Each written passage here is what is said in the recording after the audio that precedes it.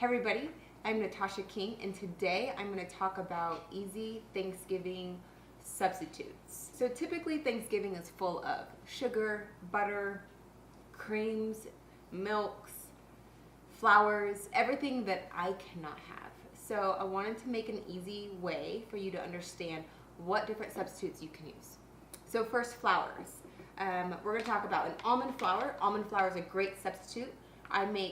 One thing that I use almond flour for is a lot of breads, pie crust. It's super easy. If it says flour, you can just substitute it with almond flour.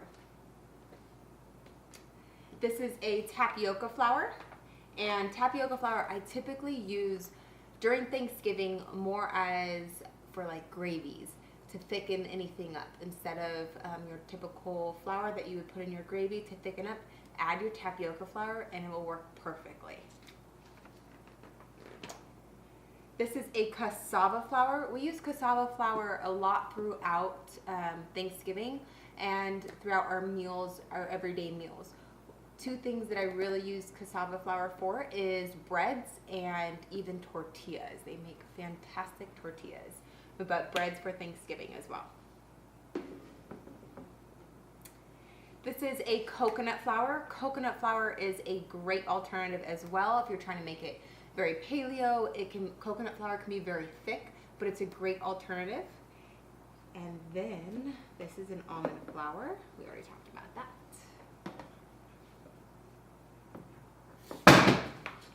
Whoops.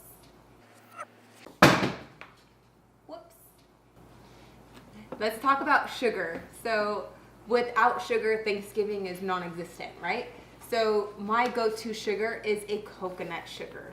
Coconut sugar it's on the darker side, so it's similar to a brown sugar. So when it asks for 1 cup of sugar, I typically do a half a cup of coconut sugar. Coconut sugar is on the low glycemic index in terms of sugars, so this is my go-to sugar when it comes to cooking at all times. Butters. My all-time favorite is the Mycos butter, and I use this for everything. Baking, spreads, breakfast on bread, everything. It melts super easy, so it's great to bake with. That's my favorite one. Dr. King's favorite butter is the coconut spread by Earth Balance, and this as well is an easy alternative. If it asks for butter, just add this. Whipped cream.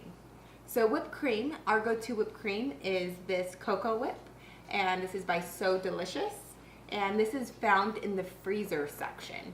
So we put this on pumpkin pie, we put this in coffee, in hot chocolate, anything that you use whipped cream for, this is a great substitute, and it's not super high in sugar.